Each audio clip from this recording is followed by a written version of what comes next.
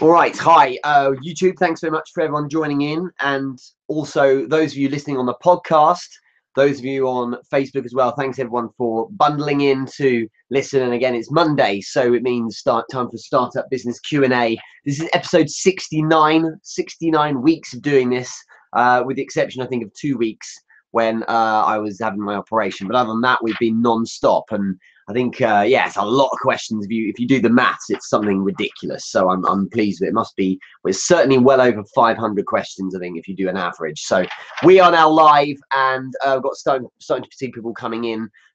Those of you listening on the podcast, I know that so many people asked for this to start with, but I'd love to hear what you think of the podcast, and if there's anything else you'd like me to do as well. But otherwise, you know, one of the best parts of this, well, the best part for me is answering your questions. I absolutely love doing it. But probably one of the top other things about this as well is the fact that every Monday morning people make the choice, and it's the same guys as well, make the choice to get out of bed and listen to this first. And this is a very important thing, right? It's kicking off your week, so it means a lot. Thanks so much, and I try and bring as much positivity as possible. So thanks to everyone. Wow, there's a load of people jumping in here. Matan as well, thanks for jumping in. Hello, Jeanette. Hello, Catherine. Hello, George. Hello, the other George. Hello, Edward. You're all in here, so it's good news. If you have any questions at all about startup businesses, about sales, anything like that, put them into the comments now. And I can work through those as well. If you're watching this on the on a replay, so on YouTube or on Facebook, then of course stick a question in the comments and I'll get back to it retrospectively. If you're listening to the podcast, jump into SoundCloud and we can answer the question there as well. Marielle, thanks so much for joining in all the way from Brooklyn. When are you coming back, Marielle? When are we going to see you? It'd be really good to hook up and we could run an event together. I'll be quite keen on that. But yeah, I hope you're doing well as well. Let's, Brian, here back after last week's wicked question as well. Thank you very much. Anyway, for those of you listening on the podcast after this are going to be thinking, well, what's going on here? Can we get on with it, please? So let's do that. Anyway, so it's a big week ahead. I've got quite a few things going on, and I really want to hear from anyone who has been working with affiliate marketing. I have an affiliate proposition coming out soon, and what that means is one of my courses will have the opportunity to sell it. If you're any good at affiliate marketing, let me know. I'd be really keen on hearing from you. We're going to be screening the people who are good at that and giving you the opportunity to do it. So good stuff. Let's crack on. If you have a question, put one in here, but let's just hear where everyone's from. Put in the comments whereabouts you're based. If you want to add the time of day as well. I know we've got some people over in the States. I think there's a couple of people here in Europe. Yeah, thanks very much everyone who's jumping in. So first question is from John Brooker. He says, hi Richard, here's my question. If you're selling a course, is it better to start high then drop the price, or start low then raise the price so you get people taking action? The answer is actually both. The answer is actually it depends on where you are with your audience. Okay, so there's a time and a place for doing both, and there is a strategy behind using both high prices and low prices with courses. So I've done this myself. Brian, you're calling from Central Time at 7 a.m. first thing on a Monday, and you're here. I'm amazed by it, and thank you. Really flattered by that, Jeanette. Thanks very much as well. But yeah, it's all the way from Dallas, so that's good. I hope you're well over there. To answer this question is essentially you understand what the reason for different prices are. So when you attach a price to a product or a service or a course or whatever in this case, you've got to understand that you're representing the value to the people who are watching it. And there's a perception of what the value is of your course and so on and so forth.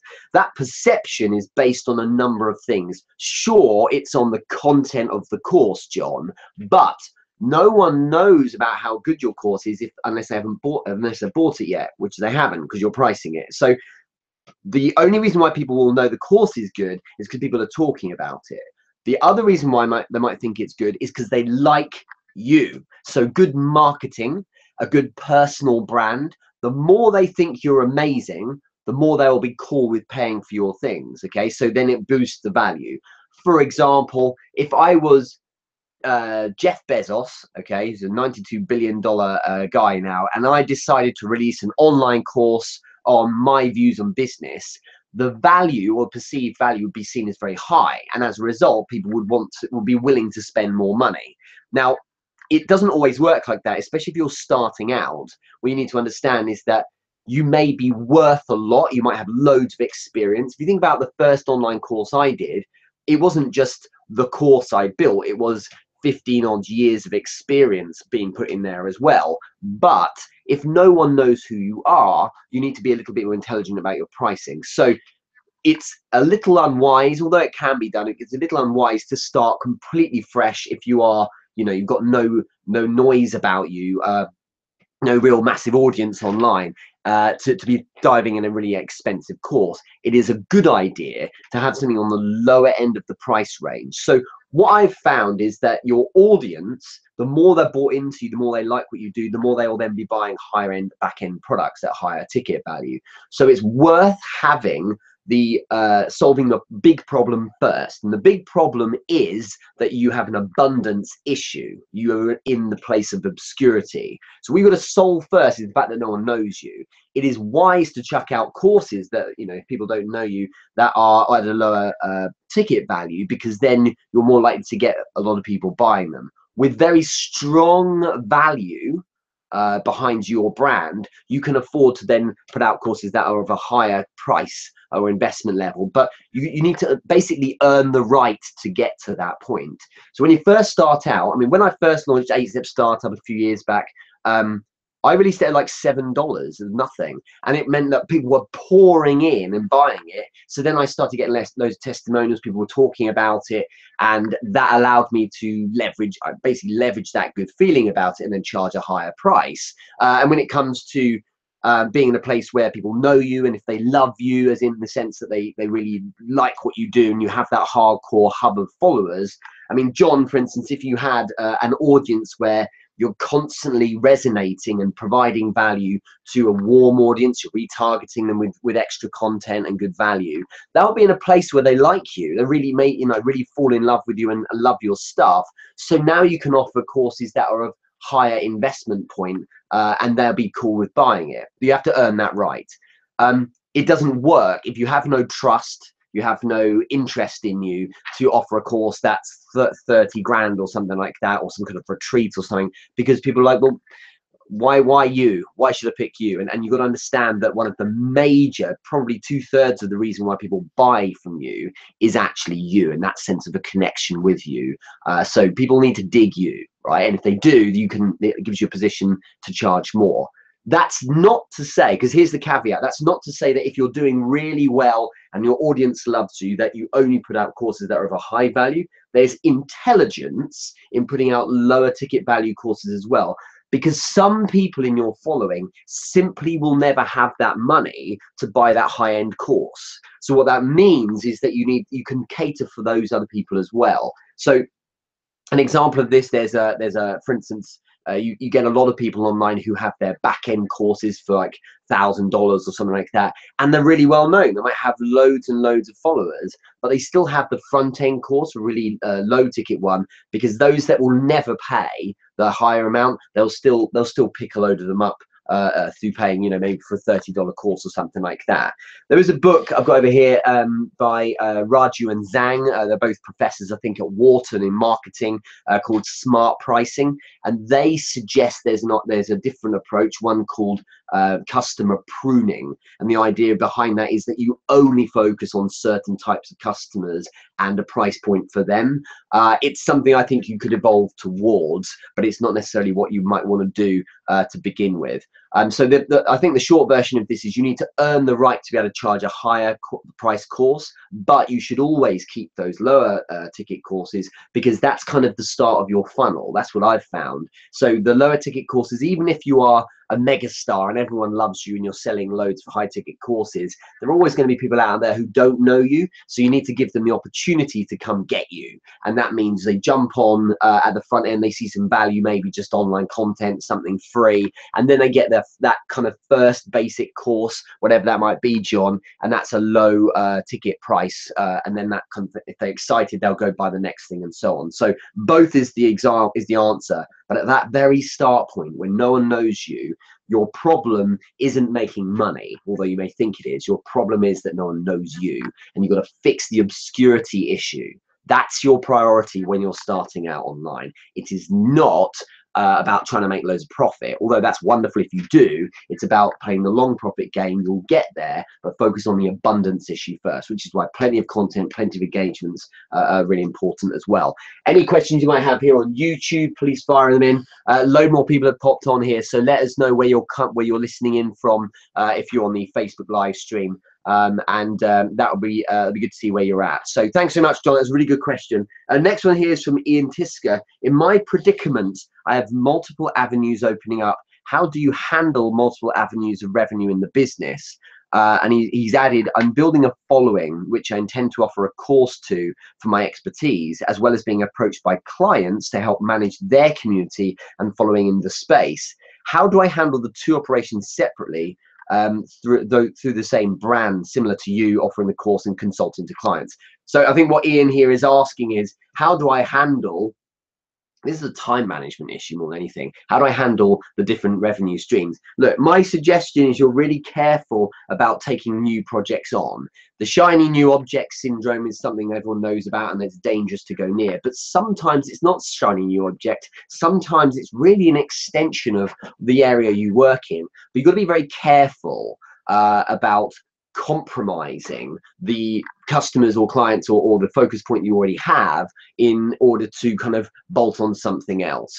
What's essential, I think, is setting aside set time, being very, very strict with your time management whilst allowing some flexibility. And if you look at my main business, the thing I spend most of my time doing is consulting with businesses that need training and development and sales training, and also leadership training as well. So I spend most of my time doing. There's a lot of online work, so there's the online component, the courses and so on. I even have two taekwondo schools, so I have other things I'm doing as well.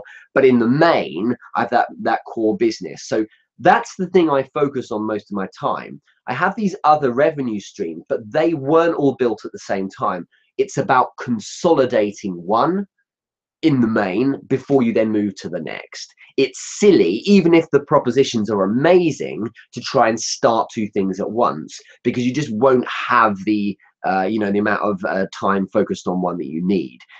After time, you tend to find that you streamline. The taekwondo schools, they are literally minutes of admin each week. That's it.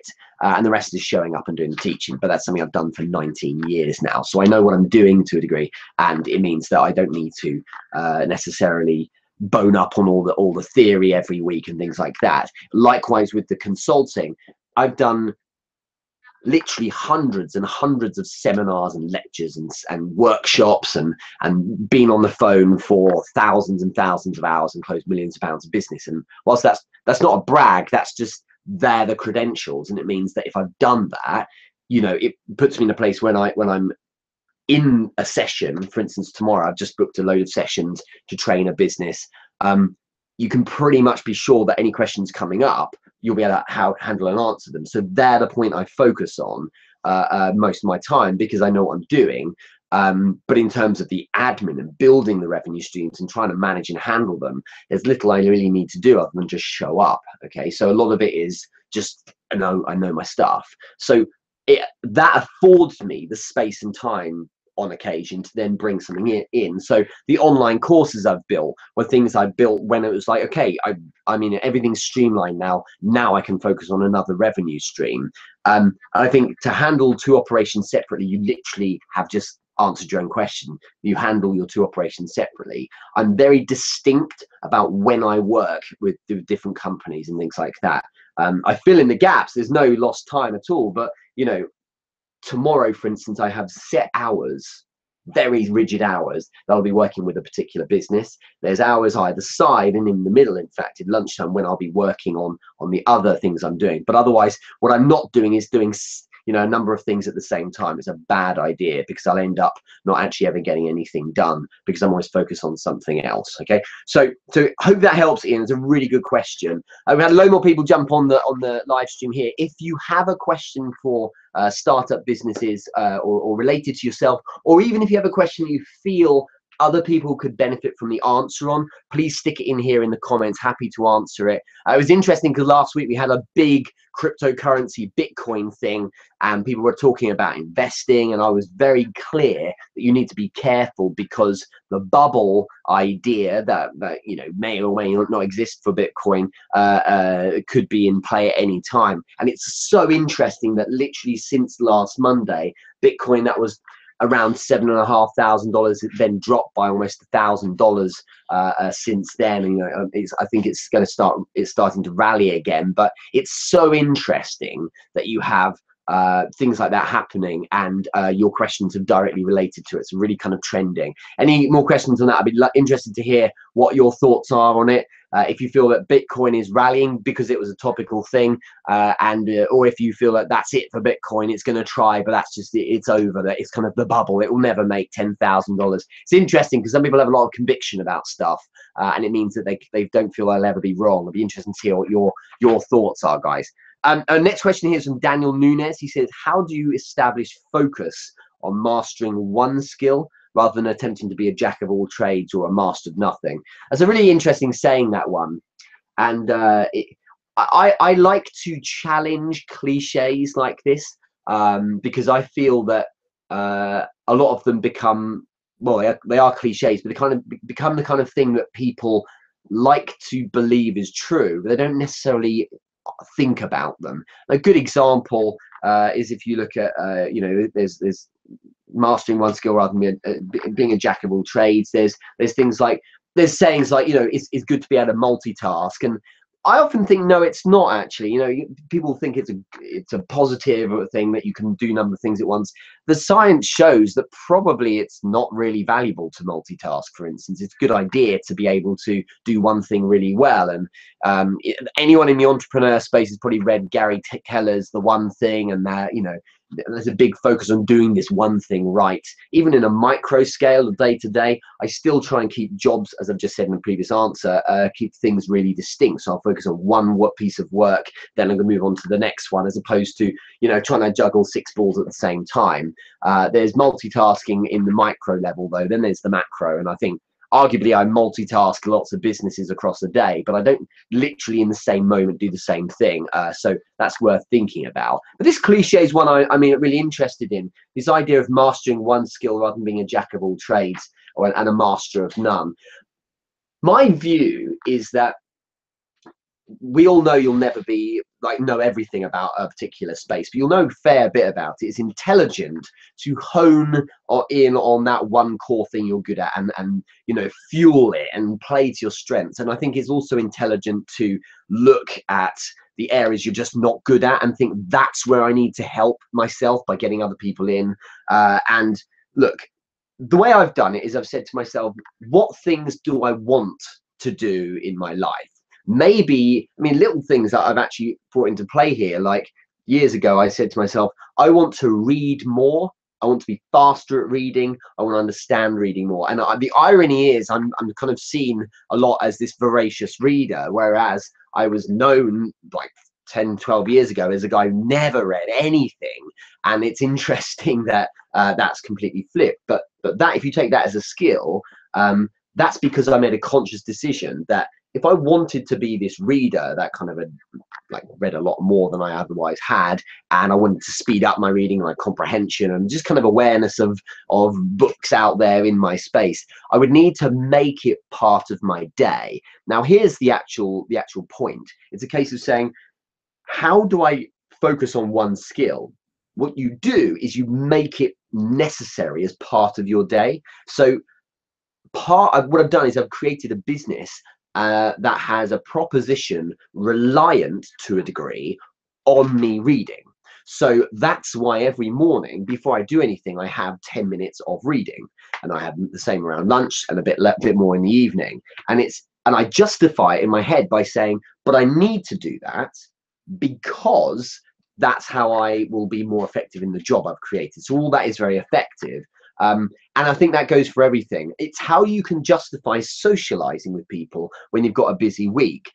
if you're more effective, which you are, if you've been socializing, perhaps not getting completely hammered at the weekend and drinking all of your money, but you know, getting out there, interacting with people, if you're more effective, because you will be, because you're chilled out and you've had a good time, then you should make that just as compulsory as breathing in and out, putting on a pair of trousers, or closing a client. You know, some people tend to find that those peripheral things aren't as important, but perhaps success should look like new customers, revenue coming in, but also the other things as well that make you well-rounded. And so that's how I've kind of developed skills myself. I said to myself, I need to know this thing. How can I go about doing it? I really learned a lot about video editing because I wanted to, because I had to edit a lot of videos for what I was doing. It's the same here with things like, you know, I did a lot of speaking in public essentially because I was giving sales training and lectures all the time. But I wanted to get more into the live component and doing broadcast related activities. So I like 69 weeks ago, or about just over 70 weeks ago, I said to myself, let's just do Facebook Live. It's also intelligent to do anyway, but let's just do it because then that helps with the skill. And probably the first one was awful or a little bit, you know, disjointed, but now I feel like really comfortable doing that. In fact, I was very comfortable straight away, really. But the point is that that's how you learn a skill. Rather than having your daily work and then having a periphery, what you have is what you're doing, okay? And you make what the skill you want to learn part of that. So you've got to look at ways in which you can justify it as far as your business day goes.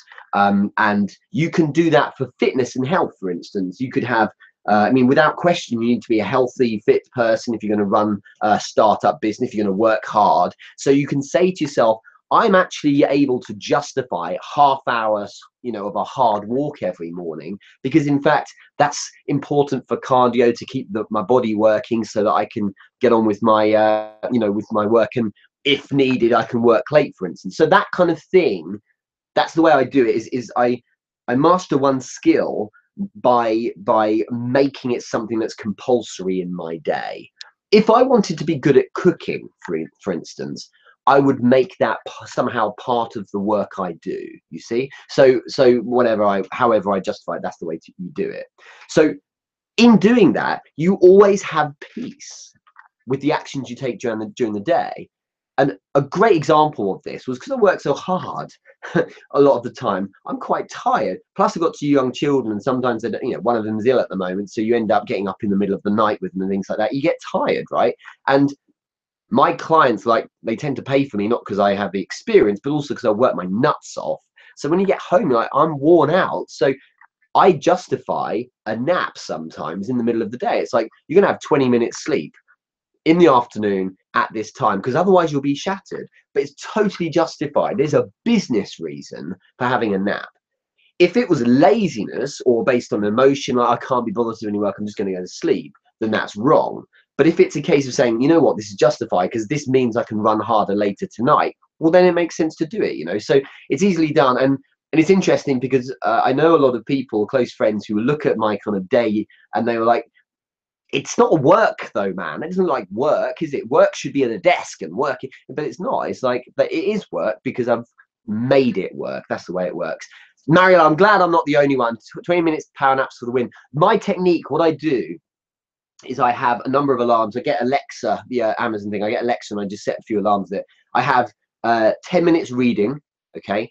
And then I have 5 minutes transition. So I lay down, I have a bed in one of my offices. So I will lay down and read for 10 minutes. Then I have 5 minutes where I put the book down. Alexa kind of sets the alarm for me.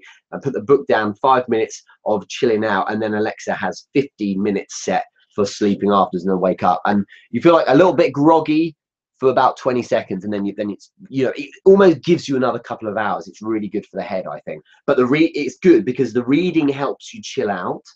Plus, it means I've done some reading, which is ticking that box for the skill for reading as well. Do you see what I'm doing? So it's all streamlined, and I've integrated reading and nap time because they actually complement each other. I don't read like a horror story. I'll read something that's interesting, maybe a classic or something like that, makes me think but also chills me out, and then it'll help me go off to sleep, because I need that power nap to be not, you know, not just laying there. I need to actually be asleep. So try it out. Any more than 20 minutes or 15 minutes or so, and you start feeling really kind of sick when you wake up. So keep it simple.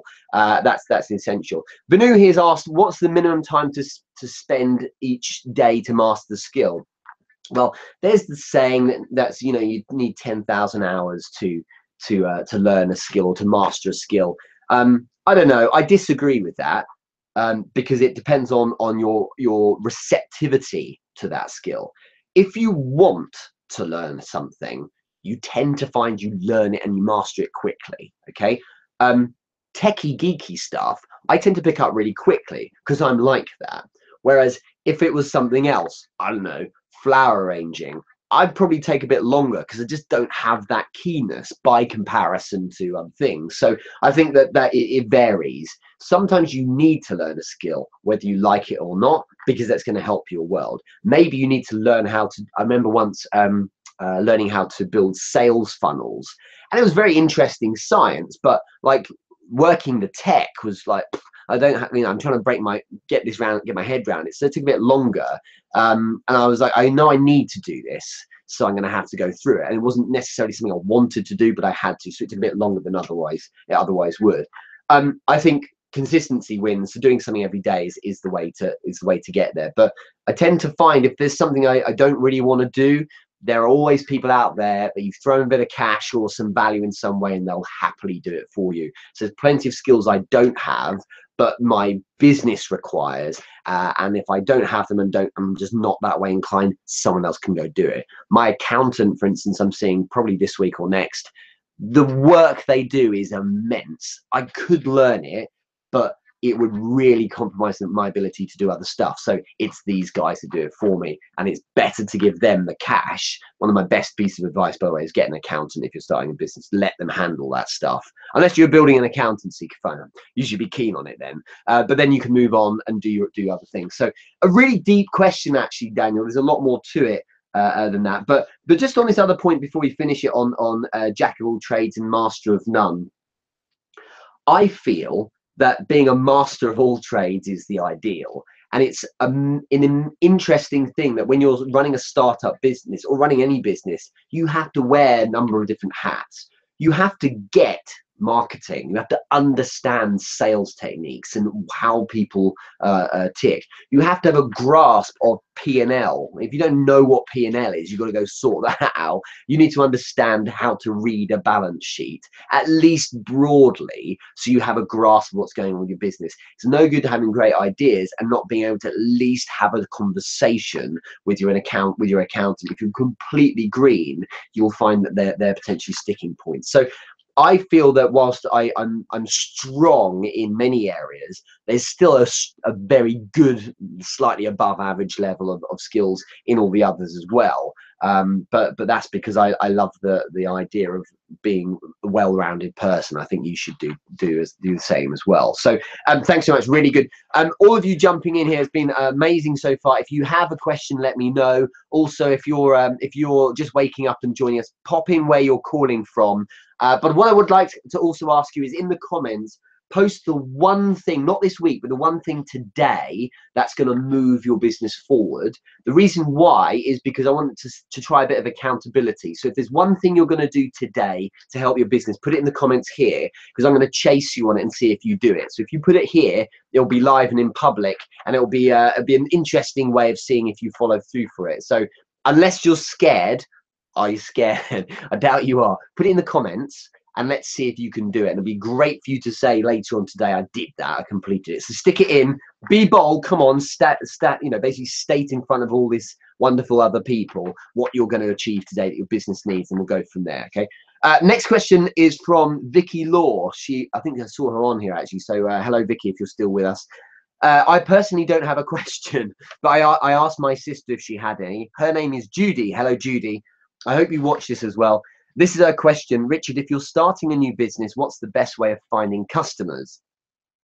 It may sound like a stupid question, but after trying so many things and nothing is really happening, you can't help questioning how other people use the same strategies to get leads.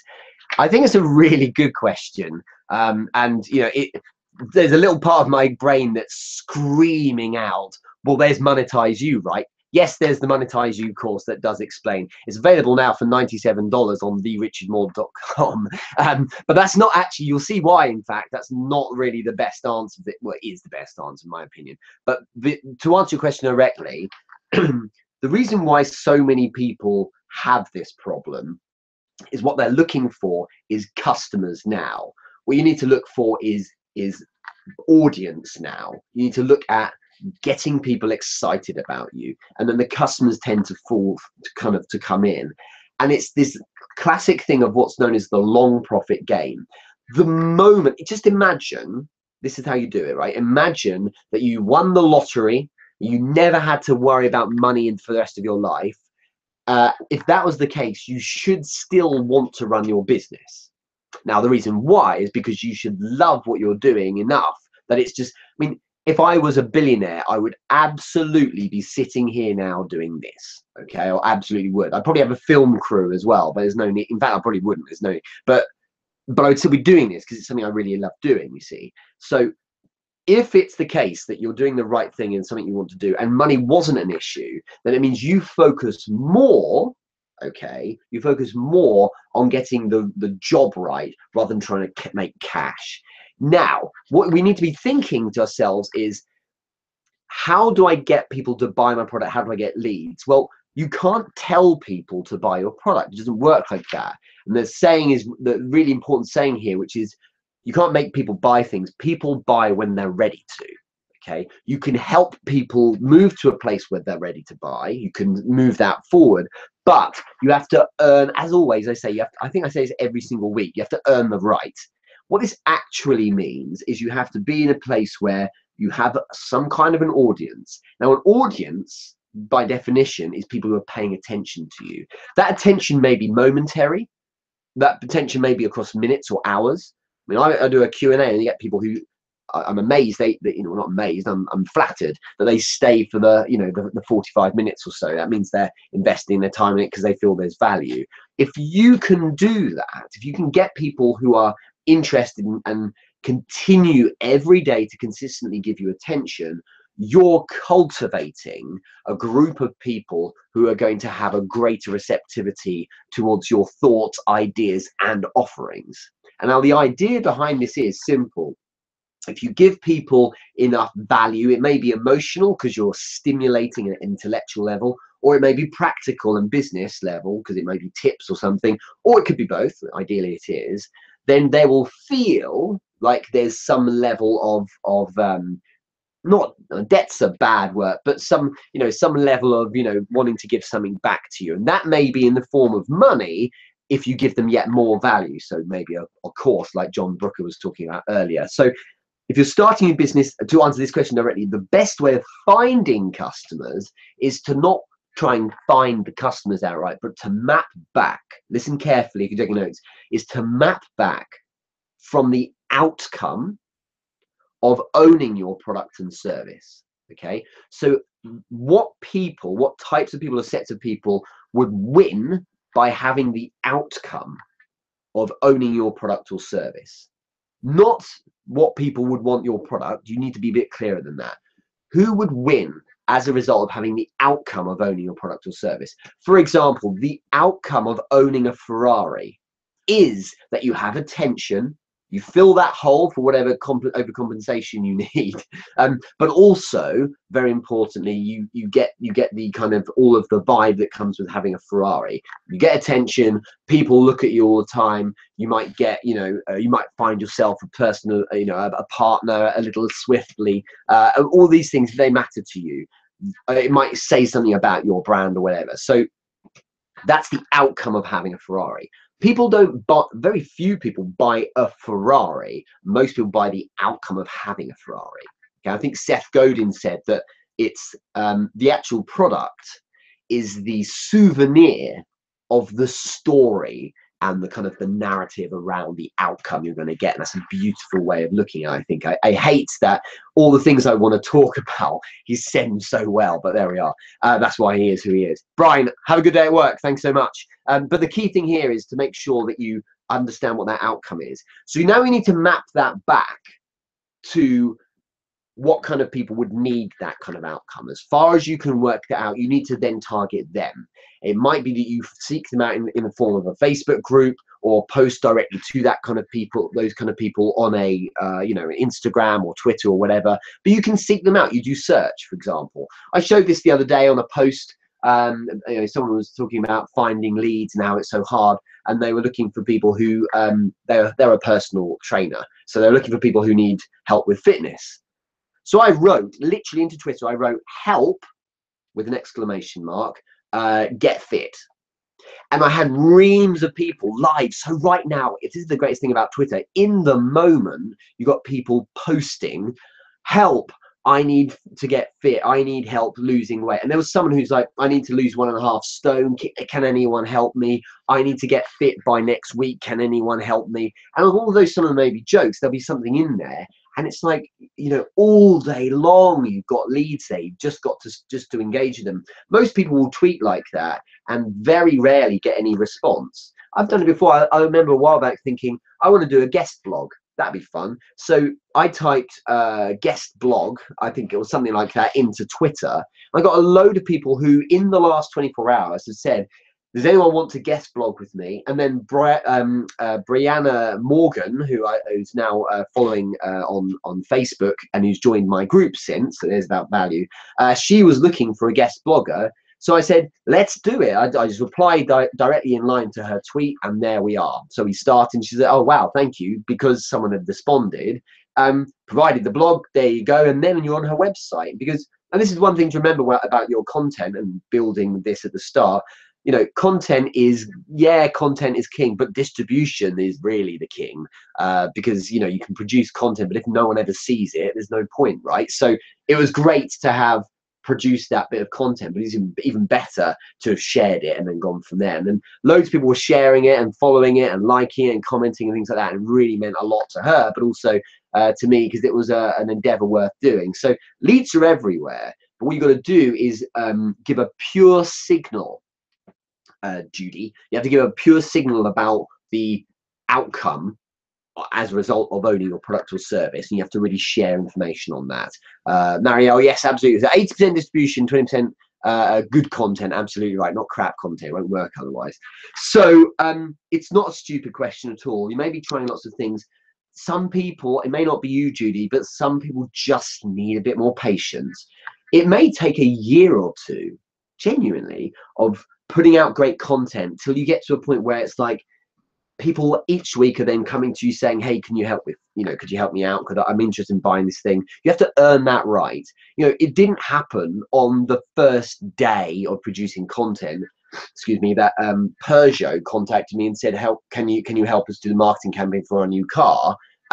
It was after a couple of years and I was in the right place consistently. Then they found me, and a few weeks ago they got in touch and were like, we've got this new car. Can you have it for 2 days and do it like a blog for us, and then we can produce, and you know, we can put it out with our social? And it's like, that's great, but I never would have got that in the first couple of days unless it was a massive fluke. I got it because they checked me out, because I kept coming up, and they're like, hang on, he seems to have engagement with our demographic, and then we'll go from there. So you just got to think about it on those lines. So hopefully that helps. And Judy or Vicky, if you have any more detail you want, then DM me, no problem. Some of you, and let's just check the comments, some of you here have been posting the things you're going to do this week. So what's the one thing for your business you're going to do today? Write it down in the comments here, because then we'll hold you to it. It's a great place of getting some accountability. Jeanette here has written, being more vulnerable in posts about my journey. It's a really good idea, because if you're willing to just be open about, you know, what your world looks like and document that, people really like the story and they like the climb and seeing what you're going through. But the short version of that is, if you're being human and therefore relatable to people, people are interested in it, and then you end up with a lot more buy-in because you're being authentic and real. Yeah, some people won't like it, but there's nothing in the world you could post where some people don't like it. So you've got to go over that. It's a really good idea, Jeanette. Let's catch up with you later and see how that goes. Aziz Selman, I'm planning to set up a virtual office here in Melbourne, Australia. You're in Melbourne and you're listening to this. Fantastic.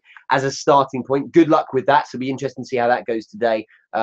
Ian, deciding my weekly routine on my Facebook group in Coventry, Connecticut. Not Coventry, UK. It's a very different place, I'm sure. But yeah, so there we are. Some really good ideas. And there's someone else here who's just written, Ibrahim's written HR. Hopefully you're not going to HR, Ibrahim. Hopefully you're doing HR. And so, yeah, good luck with that today. Let's do one last question. If any of you have a question though you want to ask, pop it in the comments. Otherwise, we'll finish with one more. But yeah, add one if you have one about startup businesses. Emerald Griffin said, Richard, I'm not able to close a good deal yet, even when I'm getting good response rates on emails. Okay, I mean, just like in the last question, I thought monetize you. Well, then the basics of sales course, Emerald, is what you need on therichardmoore.com. No, seriously though, well, that is serious. You should buy it. It's really good. I use it to teach people how to close. The reason why, well, there's a number of reasons why people might not be closing, and there's very little information to go on here, Emerald, so I don't know what you're offering. You have to have a product that's good, but you also have to be clear on why people are going to win and share that. Let's just work with, or play out what we actually have right now. So I'm not able to close a good deal yet, even though I get a good response rate in emails. So if you get a good response with your emails, I'm making a lot of leaps here, but presumably you're producing good copy, so people open it. If people are opening it and there's good open rate and people are interested in reading it, but that's not mapping into deals, it means it's the next stage of the sales cycle where there's a disconnect. In the same way as you can get thousands of people clicking on your Facebook ad because it's really exciting, but then you don't get any conversions when they get to the landing page into sales because maybe the story drops off, or now you're coming on too strong or something. What you need to understand is after, in this case, the email, the next step of the process, so the call to action at the bottom of the email, needs to be a logical next step. Is that audience warm enough? Yeah, they read the email, but are they warm enough, having read that email, to want to follow the next call to action? Because if you're offering your email to cold traffic and they're interested enough to read it, but then you're trying to close them on that cold email, you may be just going a bit too early. So maybe you need to take them from that email to another step where more value is built, perhaps onto a phone call, because in Emerald, that gives you the opportunity then to sell you a bit more and get a bit more content, a bit more connection rather. So my experience is that if you want emails to convert, I tend to find that it's more because of what I do. If I wanted to get a consulting client, I would send out an email blast, of course, and if you give good value and then offer, say, a free call or something at the end, then you'll get pick up there, then you get the opportunity to sell on the phone. It's probably that you're trying to do too much.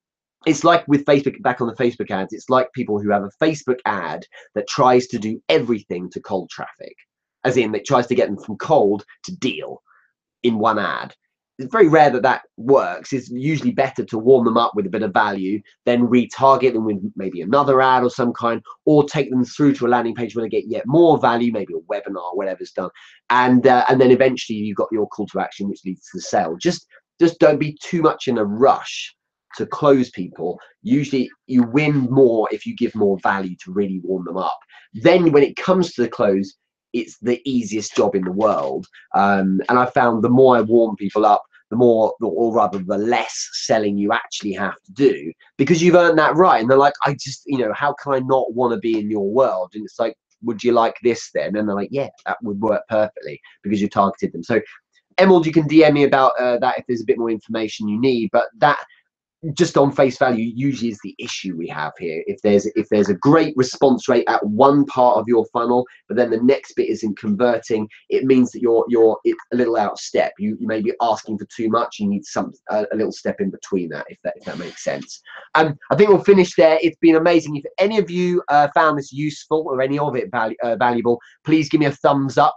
If you're on YouTube, do the same. If you hated it, you know what to do. But give me a comment, let me know why. I'm always looking to improve if I can. But otherwise, have an awesome week. Thank you very much for joining in. There's a lot coming on soon. Like I say, if any of you are involved in affiliate marketing, we will very, very soon be rolling out affiliate marketing program for people who want to be involved in selling a course I have. So we're going to do some screening for that. I only want people who know what they're doing that can work on that. Any questions you have, if you're watching this on the replay or listening on the podcast, you can stick in a comment and I'll answer them retrospectively. But otherwise, have a great day. Thanks so much for listening, and I'll see you all soon. Take care. And YouTube, thanks so much. Make sure you subscribe. And before you get off the page, if you subscribe, click on the little bell as well to get yourself a notification whenever we go live. So obviously every Monday we're doing this, but in the meantime, thanks so much. I really appreciate you coming online and watching this, but otherwise have a great week. And yeah, thanks so much for your time. Bye-bye.